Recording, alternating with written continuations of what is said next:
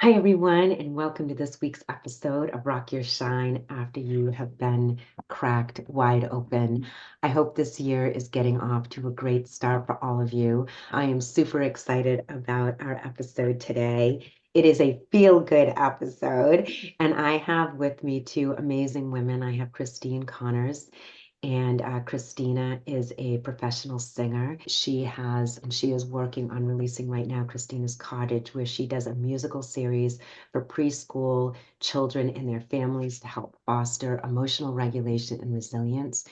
She works with a man people may have heard of. His name is David Friedman. He is a Disney Broadway composer and writes all of Christina's music.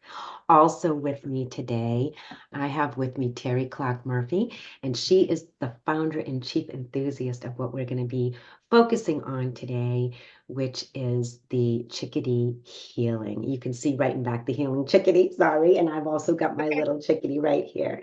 So we're going to be, first, I'm going to have Christina and Terry talk about their own individual losses of their siblings, and then how the two of them came together and what they're doing in the world is just really quite beautiful. So, welcome, both of you. Thank you for being here.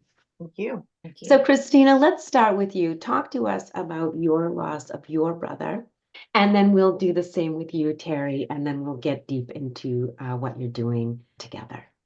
Thank you. And it's really fun to be here. I feel like grief is such an important thing to talk about because so many people, A, don't know how to grieve and then it gets stuck. But also, it's just really important for us to learn to grieve and get beyond it. About 4.5 years ago, we lost my brother. He was 47 years old and he did have epilepsy.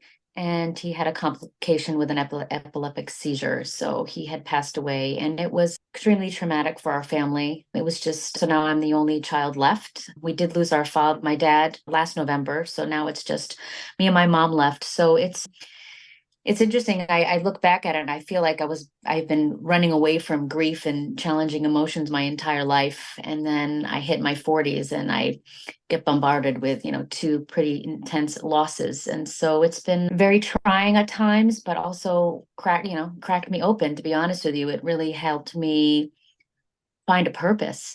I feel like, just being who I am and everything, to have experienced that, it really has guided me to finding deeper meaning to my own life and to helping others through what I love to do, which is to sing and to create. And so, yeah, so it's been a journey. Thank you, Christina, and we will circle back around to what you were doing prior. So you're a professional singer, but prior to your brother's death, were you involved with children and doing these healing things, or did that come as a result of your brother's death? It's interesting.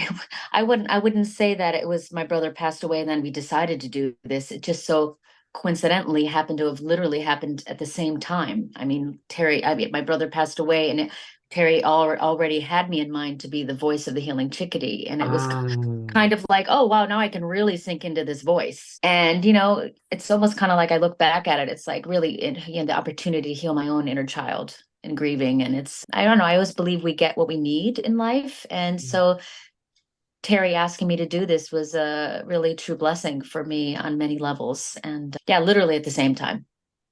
which is incredible. Okay, perfect. All right, Terry, I know that you were a child when you lost your 16-year-old brother. Talk to us a little bit about that, please. Um, First of all, I'm so happy that Christine is here. She's my soul sister. And now, Susan, you're my soul sister. It's so strange how there's no coincidence, there's no accidents. The fact that we're all here together today is it's giving me goosebumps. It's wonderful. When I was 10 years old, my 16-year-old brother passed away very suddenly. And it threw our family into such a state of turmoil. And that was 63 now. So obviously it was a number of years ago. No one thought of counseling. There was no such thing as a child's grief center. I went to a Catholic school and the nuns used to say to me all the time, how are your parents?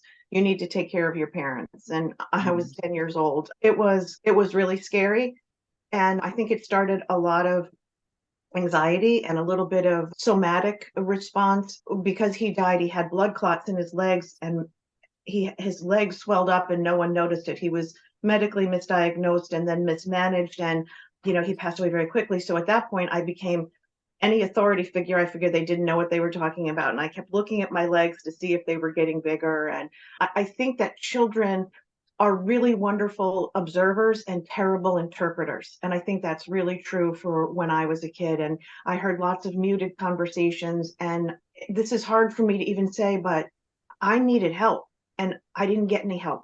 And that's painful to say. And I wouldn't admit that to my parents because that would have made them upset or mad or something. So, we learn as children to take care of other people's feelings as opposed to our own.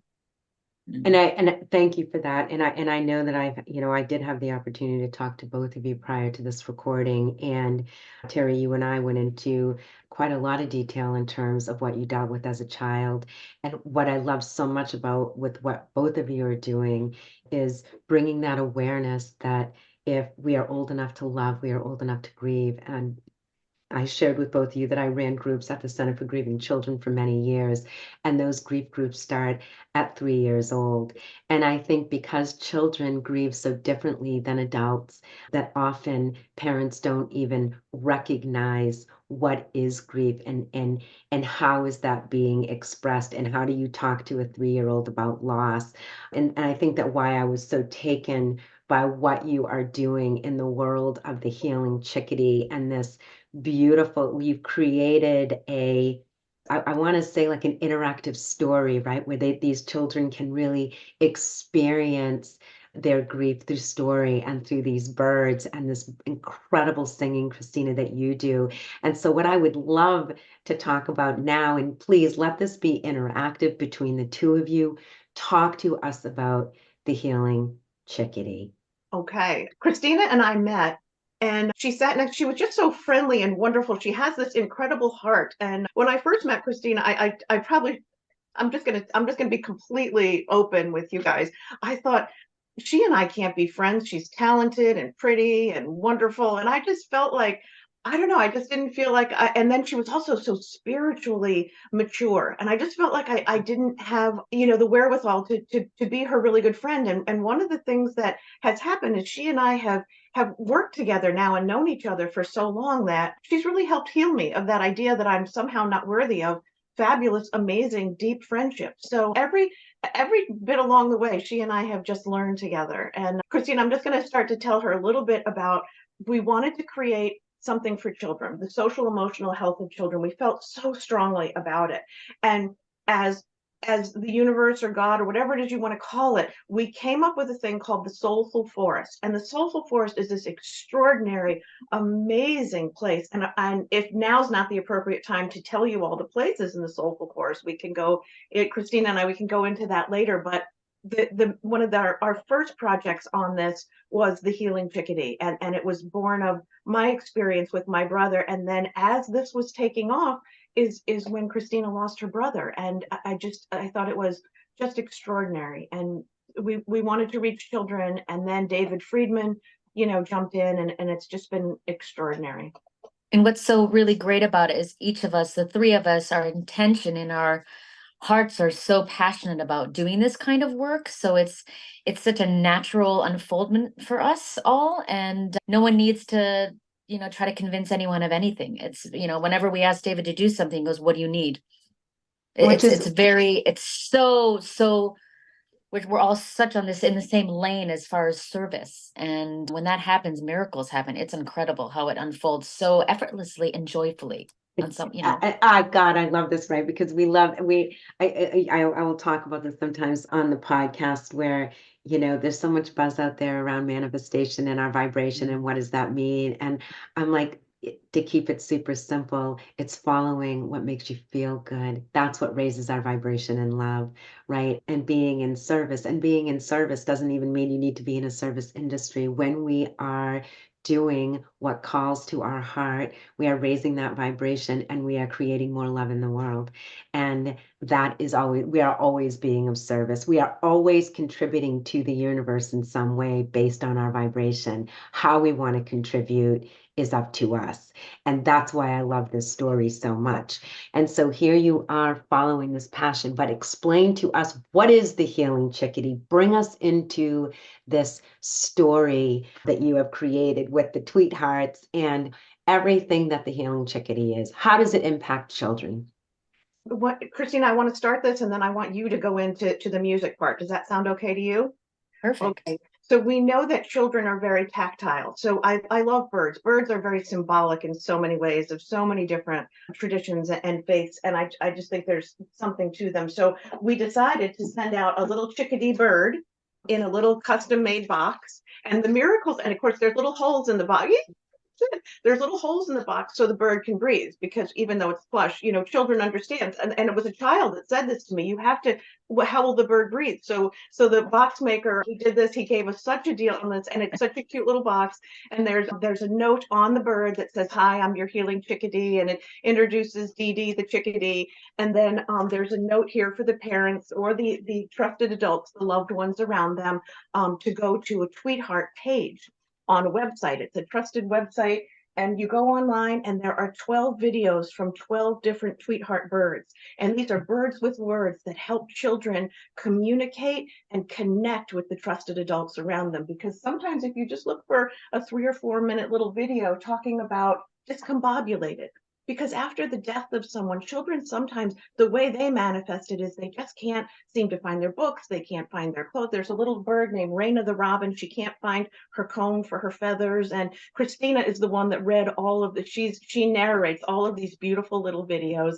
She does a calming breath exercise for parents or trusted adults and other siblings as well. There's also Tweetheart love notes. Kids can print those out. Every one of these birds has an activity. Every one of the birds has a printout sheet so that you can go out in nature, because we feel that Mother Nature nurtures. And if you go out and look for birds with kids, this is just kind of an all encompassing and all encouraging thing. But the thing that we hear so much, because we've sent out about 1,000 of these so far to grief centers across the country, and the money seems to come in, grants and donations come in, because when you open and say, "Yes, God," things happen. But the thing that just makes everybody so happy is the music. And Christina, I would love for you to talk about the music and the songs and how that came about. Yeah, but before we jump into music, I want to talk about, because I'm sure people are like, well, wait, what is this? How do I get this? What happens with this? And so everybody, we will have everything in the show notes in terms of how you can get a hold of Terry, and they can ask for a Tweety bird. Is that how it works? They can ask for a chickadee bird. But what I want to say is that I got the whole packet in the mail, and in that came this beautiful little coloring. What do I want to say? What do you call this? It's like a little map. That's our big coloring sheet for the soul forest. Yeah, and it's like a little map. It's really beautiful. So it's a whole program, and so I wanted to make sure that everybody heard that, because we will let you know how to access this. The music. Talk to us about. I listened to you yesterday on YouTube, Christina. You've got the most beautiful voice. It's like an experience. So talk to us how you guys started to incorporate the music, and how does that all tie together? Terry, you want me to take this? You bet.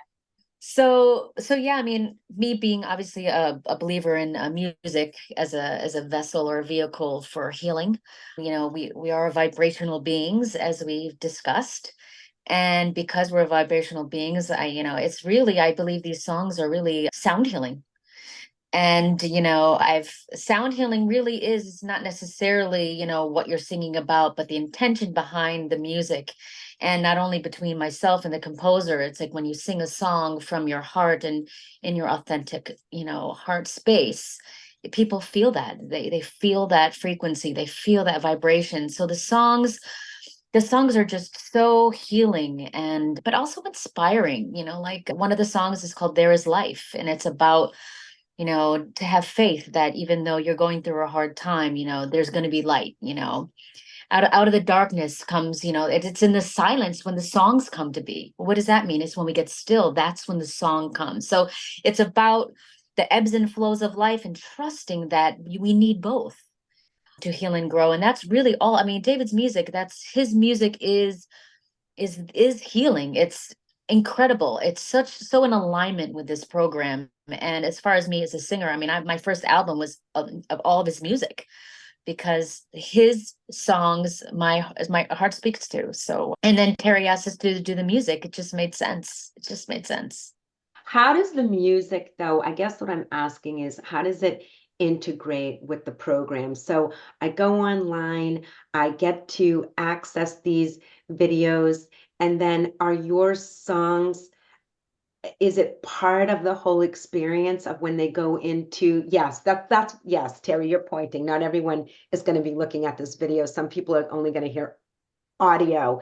So I'm trying to understand how it ties together. When you go to the Tweetheart page, all of her beautiful songs are there, and they have videos with them too. And that's another miracle. Christina, tell her about the Tian miracle. Yeah, so Tian is an artist. She lives in India, and Terry and I met her, gosh, how many years ago? Maybe 5, 6 years ago, if not longer. And she's incredible. Like, you basically give her a song, and we in general will give her a guideline as far as what to create, but she really goes into her heart and her artistic brilliance and creates videos to go along and to just really let these songs seep in even further, as far as, right, you have the ear and then the sight, and as far as how people integrate stories and information, it's like the perfect combination. And her heart is like, it's so amazing to me. It's so beautiful because she loves being part of this, and we love, like, everybody, the collaboration, the spiritual and emotional collaboration from across. I've never actually met her, but I feel like I gave birth to her. She's like 30 years old. She's young enough to be my, and I just adore her. And her mother, like, I feel like we kind of shared Tian. She's just extraordinary. Yeah. Well, and And she, I can feel how high the vibration is just talking to the two of you, right? Because I can feel it inside my body and all of these, so vibrationally, right? You all just came together and you all match and it's clear. I can feel it. And I also could feel it just in the packaging and everything that you sent to me, Terry. So what I want to talk about, where I would like to move today, is around this art of healing and the transformations that come as a result of grief and loss. This, what you are doing, was born out of that child that was so wounded after your brother died, and there was no room for that, Terry, right? You had to, I mean, when we were talking, you said you became a hypochondriac and you kept looking at your legs to see if they were swelling. And I know some listeners might be too young, but those of you who are older might remember the movie My Girl, which is one of my favorite all-time movies, of when that young girl lost her mother, and he was an undertaker, and so she would have these panic attacks, right? Because no one explained to her. She didn't understand. There was no room for her grieving. And that is what all of my work is about, is how important it is as human beings that we give space for for feelings in general, right? Typically, we try to shut them down. We try to steamroll over them. We tamp them down. We judge them. We do all of the things. And life, we are experiencers. That's who we are as human beings. We're here to experience life and to allow those feelings. Grief is one of those in our culture where you lose somebody and you're expected to be back to work 3 days later. Or we hear all of those, those cliches like pull yourself up by your bootstraps, etc. And when a child dies in a family, parents are also in deep grief. And so oftentimes that child is left to fend for themselves. And they don't have the skills. They don't even have the brain development. They don't have the language to be able to navigate that. Both of you have talked about how what you're doing together has healed the inner child, right? Because we all get wounds, and then throughout our lifetime we get triggers, and it's always an opportunity. It's energy that we hold that has not been healed. And so I really would love to hear from the two of you how this work, because both of you have said it's healed your inner child. I'd love for you to share with us, how has this work that you're doing helped you on your own healing journey from your own losses? I don't care who would like to go first. Christina, you want to go? Yeah, of course. Yeah, so anytime I sing or hear a song, I feel like it triggers me. And when I first met David, obviously I've been a professional singer almost all my life since I was 16. And I always sang songs that were joyful, or, and I realized my whole life I used singing to escape. my life. Singing wasn't about, moving through the motions. Singing was my escape. And so when I met David, he was all about getting present and feeling the song and what you're singing about. And I really struggled with that. And so this process through Healing Chickadee has been an amazing opportunity for me to really understand why I'm singing and what I'm singing about, and to really be able to be with that. And my inner child at times, depending on the song, has really struggled with that. But because of the practice of everything that we learn in Healing Chickadee, it's really all about learning how to be with those feelings, sensations in our body that can sometimes be extremely difficult to be with. And I know now any of these songs, if I'm not present and I'm not with that song, it's not going to benefit children. And because I want to help children so much, it's almost kind of like they say, it's when something that, it's more painful to stay where you're at than it is to move forward. I feel like because I want to help kids so much, that I've been willing to be able to do the work within myself so I can sing these songs from a true place of my own healing. And so you feel like the work that you're doing has not only helped you heal some of those things that happen to us as children, right? But also with the grieving of your own brother and father, right? You lost your dad too. Lost my dad just a year ago, and it's been hard too, because now I'm the only one left. And so it's also just a lot on me. Like I talked to, like, with Terry, and I mean, she's got two other siblings, so and they help each other out. Whereas I feel like myself, it's all on me. And that in and of itself, is the anxiety around that is tremendous for me. And for sure. Yeah. And I can really appreciate that, because when I wrote my book, I interviewed, I don't even know, 25 people around the country, and some people had lost an only sibling. And I really understand that, because I lost a brother, but I have three surviving siblings, and I do count on them. My mom passed, and I have my dad, but I understand. I think I can't understand what it feels like to be an only sibling, but I know how grateful I am that I do have these brothers, right? Because it is you. So I appreciate that. Thank you very much for sharing that. Yeah. Uh, Go ahead. What did you want to say? But yes, but I do have my brother's daughter. She's 29 years old, and she's a nurse, actually. And she's really stepped up a lot for me. But there's this part of me where it's like, but it's also not your responsibility. She's 29 years old, right? She's got her whole life ahead of her. And so there's this part of me, those, she's like, no, I want to help. I want to help. And I'm just like, yeah, but it's not I don't want to say burden, because I honestly feel like it's an honor to be able to be here for my mom. Truly, I was just there for 3 weeks because my mom had a surgery, and I'm just like, I keep having to go back to, I'm so grateful, as opposed to, oh my gosh, it's so overwhelming, But you it's know? okay. That's what I'm talking about, making space for feelings.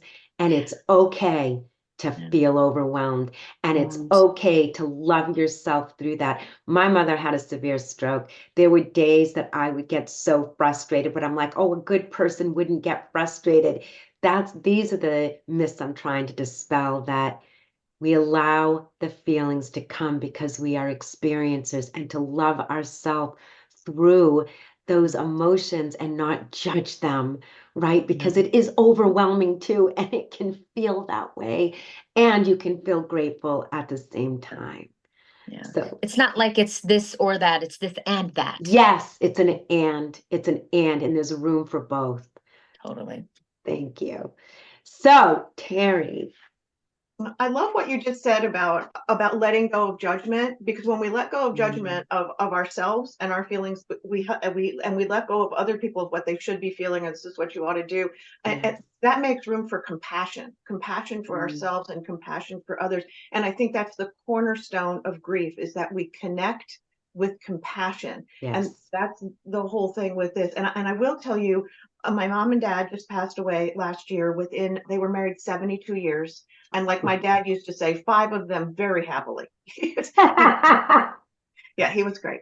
And so they passed away very closely. And I can tell you that when we were kids, my brother and my sister are older than me by quite a bit. I was the tail end. I was the baby of the family.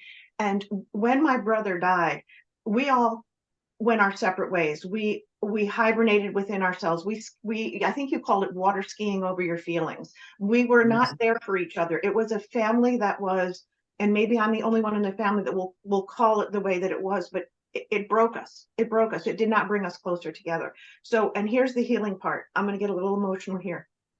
When my parents died, it was completely different. My siblings and I we were together. There was a lot of, flying back and forth and flying back and forth. And there were financial things and emotional things and physical things. And, the daily part of living where you're wiping someone, like we completely pulled together. It was so healing after the fracture of my brother all those decades ago. For all of us as adults, as people that were moving together, it was beautiful. So I'm very, very grateful for that. Healing's possible. Yes, healing is possible. And I think though that, you had shared a bunch of stuff and I want to talk about the the not so pretty side too. We talk about, and I love that you just said the fracture in the family, because I think it's one thing that is we don't talk enough about, is that, we are all left with our own way that we grieve when we lose somebody that we love. And it's easy to judge each other, right? This one's not doing that, and this, whatever. We have to say this loss was worse than this loss. I mean, we do all of these things when we're grieving to try to, I think, make sense of it and try to survive it, right? Because that's what it feels like after we've lost someone.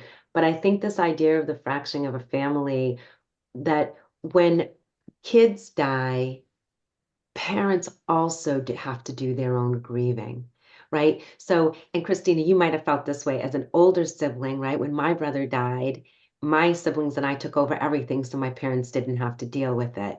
My brother died over in Asia. We flew over there. We did everything. I wrote the obituary. We planned the memorial service. But for a child, when they are in a home, they really are at the mercy of how their parents deal with the death of a child. And of course, that's very different for all parents. But no matter what, many of them, they have to lick their own wounds and they can retreat. And and you talked about that, Terry, and I thought that was because part of what happened with your brother is that he was misdiagnosed. And of course, your parents took on the burden of that guilt that somehow they failed and their child died. And what you learned how to do in that process as a 10-year-old, as you said, children are great observers, but they're horrific interpreters. You had to interpret your world and what was going on with your parents in your own limited capacity, right? And so I would love if you could talk a little bit about how you ended up, because long before you got into the Healing Chickadee, you had to deal with some of these things. And can you share just from the perspective of your own healing journey? Because it's delayed grief. That's what we call it in the psychology world. We call it delayed grief, which is very common when children lose somebody in a family that you deal with it years later and didn't even realize. Can you talk a little bit about that process of when you really started to understand that you had things that you had to deal with from this death of your brother when you were a child?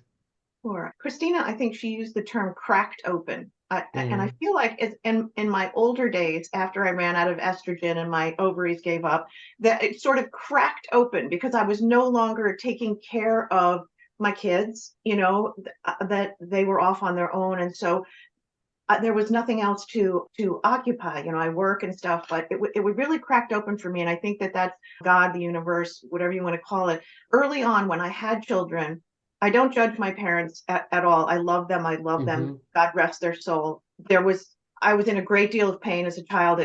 To say things didn't go well is an understatement. But I have two children, and I have no idea how I would have handled the loss of a child.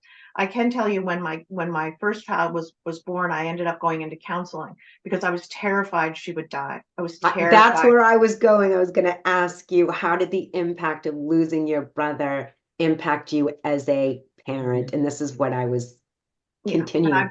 I remember just begging God, Buddha, and anybody that was in charge, please, anything but that. Take my arm, take my, just please, because I never loved anything the way I love this daughter.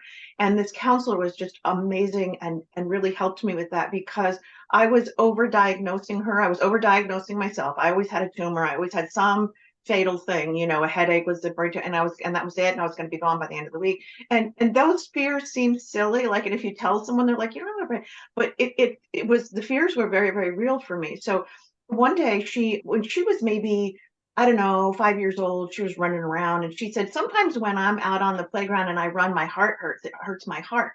So I went into the doctor and I said, she might have something going on with her heart, because, and he listened to her heart. He said, there's nothing wrong with her heart.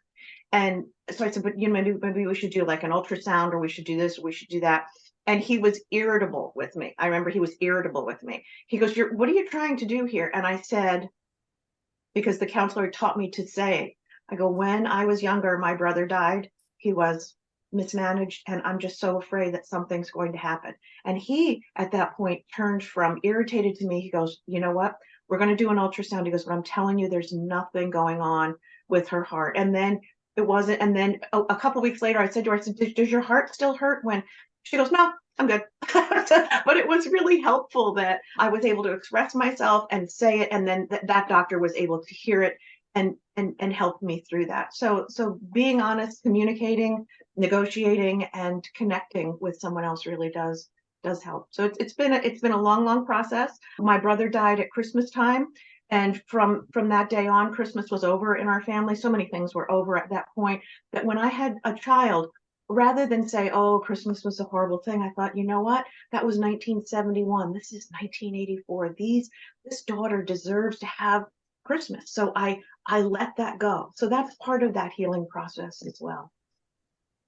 That is really beautiful. And you just reminded me of something I want to share with listeners that I think is very important, what you just said. And, when I said we're not supposed to skate over our experiences, and nor are we supposed to become them. And that's what we can do as human beings. We can become our negative experiences. And sometimes it's from a place of believing that if I allow joy back into my life, if I do any of these things, I'm not honoring the person who has died. And I was sharing a story with a woman who lost her son to suicide, and we were talking about, my brother died on Valentine's Day, and now I love Valentine's Day. It's my day to celebrate my deep love for him. It's become a very special day for me. And when I wrote my book, I asked my publisher if it could be released on Valentine's Day. And so what you're talking about with Christmas, that these moments, right, whether it's the anniversary of when they died, their birthday, is you can create new rituals to actually honor and celebrate the joy and the life of this person who was part of our life. And I remember telling this woman this story, and she said, God, I can't wait. I dread every year the day that my son died. And she said, I'm going to start doing amazing things on that day to celebrate his life. And, it's the old cliche, what we focus on grows. And if we want to focus on the sadness of how we feel when someone dies, we can stay stuck there. We can stay stuck there a lifetime. I know a man whose daughter died of cancer, and he stayed stuck in anger for 30 years. It is a choice. It is a choice. It's not about ignoring it. It's about allowing it, and then creating what we want more of in the world, which is what you're doing with this Grief with Children. You're allowing them the space to feel. You're lifting them up with this amazing music, with these beautiful birds, and just what birds represent in general. They're obviously they're a very spiritual symbol. And so I don't know, I just want to recognize all of this, because it is incredible what you are both doing and how you have come together in this way to create something. And it's not just for children, it is for parents too, because if parents do this, right, they will be healing their own wounds, right? Because this is something that parents and children can do together. People that have reviewed the program, adults that I know that did not, lose a child or a sibling early on, or have not lost a sibling, some of them said to me, I'm crying about some of the things that have happened in my life. And, this resonates with me as well. So we call it kids, but we're all children somewhere inside, aren't we? 100%. Yeah. And that's what I mean. As we grow older, and every single time we have a trigger, it's something that we've called into our life and something that needs to be released. Because the feelings might show up differently, but if you really start to look at what shows up, there are themes, Yeah. right? There are Yeah. themes. Mm-hmm. And it showed up somewhere originally in childhood. And it's always an opportunity to release and to heal. Okay, let's pivot here for a moment. What are your plans? Tell me your vision, you guys, for this. You've been growing it. You've sent out 1,000 birds. Mm-hmm. Just tell me from both of your perspectives, where do you see this going? Christina, can I just go? When she and I first got together, we tried a couple of different things, and there was a lot of heavy lifting. Remember that, Christina? There was a lot of heavy lifting, and we weren't in the place that we needed to be. So we were climbing hills, like, let's do this, let's do that. And then it seems to me that when you're in the space, when you're doing as spirit wants you to do, there's no more heavy lifting. Like, it comes to us, the things just happen and pull in. And I have to tell you that Christina and I started this years ago. We would go to restaurants, and we would sit at restaurants, and we'd collaborate, and we'd either have coffee or wine, one or the other. We're either a coffee or wine mode, and we come up with this great thing. And this is how this whole thing started. And the reason I'm telling you this right now is because when you talk about the plans of what's going to happen, it all started with the soulful forest. And Christina said, you can't get into the soulful forest unless you go through the gratitude garden, because we know all good things start in gratitude.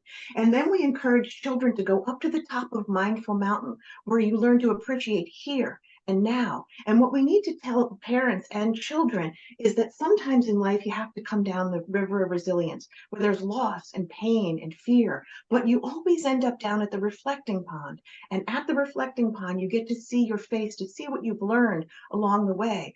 And every day we encourage children to sit underneath the tranquil tree, because underneath the tranquil tree is where we learn to get space between how we feel and what we choose to do and say. And one of my favorite places to go is the field of forgiveness. In the field of forgiveness, we learn to laugh, LAF. Love, accept, and forgive ourselves, so that we can love, accept, and forgive others. And if we do this right, the whole world is laughing together. Diversity University is where we go. There's kids and birds and critters there, and they learn to celebrate the things that are different about us. Sometimes we have to go over to the Sunflower Cafe, and you can see there's microphones set up there, because that's where Christina can sing. There's the Grief Glen, which is where the Healing Chickadee lives, over in the Grief Glen. And over here is Camp Kindness, which is where we learn to speak to one another with civility, because we find that that's what's missing in life today. But we always want to avoid Camp Chaos at Belly Acres Farm, where everyone is constantly alarmed. And here's the Well Nest Clinic. It's run by a bird named Dr. Bonita. She's beautiful. And she teaches children and critters how to take care of their physical body, because we are not just a spiritual being, but we also need to take care of ourselves as well. So this was the template. This is what she and I, with a lot of coffee at Starbucks, came Are up you with. sure it wasn't a lot of wine? It might have been. I don't want to have a bad influence on anybody, though. And this is what we came up with when we kept praying. We kept praying, open heart, open mind, show us where you want this to go. And then the first thing that took off was a little book that we did. Remember that, Christina? We did a book called Soulful Sydney Explores Diversity, because at the time there was, and it's incredibly important today too, because people fighting about religion and traditions and faiths were killing one another. So this was Soulful Sydney Explores this, and she ends up at Diversity University, where children. So how does that tie in? Is that online? Well, that was our first little project that we did, and we launched that book, and then we once again prayed and said, what do we do with this? And that's how the Healing Chickadee came up. And then Christina has this amazing.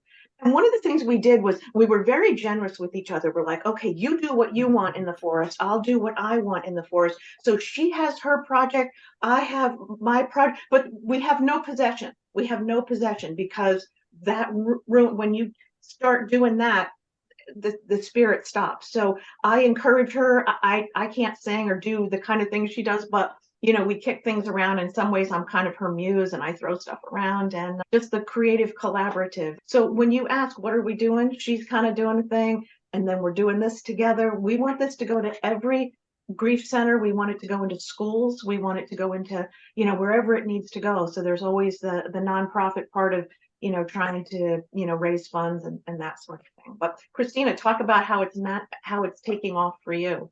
Yeah. Well, I have to say though, I mean, to be honest with you, Terry, I really see an animated series of I mean, maybe it wouldn't be the Healing Chickadee, maybe the Chickadee's adventures and literally adventures into the soulful forest. And because I just feel like, there's so many shows out there, some wonderful shows, but I feel like now more than ever, we need more programs that really help children get back, I want to say stay in touch with their inner selves, because the noise, everything is so stimulating. I mean, some of these programs that these kids are watching, it's like, whoa, they're losing themselves. And, as we know, the mind and, the neurologically developing, at those ages, and they're getting way too much stimulation. So I really see the Healing Chickadee being kind of like an animated series that's all about staying in touch with that, and honoring the silence, honoring the space and the adventure. Not, it's like I just, and then my program as well. I mean, I just feel like, I think now more than ever these things need to get out, because I think that it's needed now more than ever. The world needs to crack open. And that's one thing that David Friedman's really good about is, he's written for Disney. Is what's so incredible about Disney is they know how to reach the inner child of the adults, because they're the ones taking the kids to the movies. And so David's good at that, as is Terry, about really, letting the parents like it, because that's how the kids will see it. But I see both programs and some sort of animated scenes and screens and, interactive, what do you call it, apps, Yeah. all of that Interactive kind of stuff, apps. Oh, yeah. fun and adventurous, and bringing it to life in a way that's so much bigger than we can, getting in those really incredibly influential platforms, to be honest with you. And when you talk, Christina, I miss Mr. Rogers so badly. Mr. Rogers he understood the heart and mind of a child. He was extraordinary. And Christina is kind of the female blonder version, I think, of Mr. Rogers, because what you're putting together, with the characters and what you've done is amazing. Yeah, it's Mr. Rogers. Yeah. So this ties all Yes. together so beautifully, because I was shuffling and pulled a card, and this is my favorite card. My listeners know I've actually pulled this card before. It is so perfect. You guys are going to die when you see the card. I tell everyone, it's from my Wisdom Oracle deck. It's my favorite deck. But look at what I pulled. I pulled the Imagine card. I don't know if you can see it, but it is a Yeah, it's spectacular beautiful. card. And these cards are just stunning. And I always know that there are people listening that need the message. And I feel like what this card is about in a nutshell is that there is no limit to our imagination, and the only thing that holds us back is ourself. And so for people listening, if you have a dream, here we are, guys, 2024. If you have a dream, if there has been something that you have been wanting to do, you're getting the green light. You just have to take the first step. My friends know, they'll tell me a dream and then they'll put up obstacles as to why they can't do it or whatnot. And and I'm always the one saying, Kay, forget about the obstacles. That's just the ego. Open up to the dream. Open up to what it is, and the doors will open. The universe takes care of all of it. You just have to commit to something that is calling to you. And I feel like this is just like the perfect example of that, of the two of you. It was an idea, and look at what has happened. And then the who's, right? The people, they come, and with all of the different talents. And it's exactly the opposite of control. It is a profound understanding of the exquisite gifts that we all bring to this world, and honoring that in each other. I'm going to make myself cry. and and I don't know how to thank you. I am so thrilled. Some of my listeners know we are going to be doing the first sibling loss summit actually in April. More about that later, but these guys will be there doing a presentation with it's designed for parents. It's not going to be an interactive thing with children. It really is an adult conference on sibling grief and loss. And so you will be able to catch them there if you are a bereaved sibling and would like to sign up. So is there anything else? We are coming to the top of the hour, talking to the two of you, an hour goes by like that. Anything else that you would like to say to, because I do end with two questions and I want to hear from both of you, but is there anything else you would like to say to listeners that I have not asked you?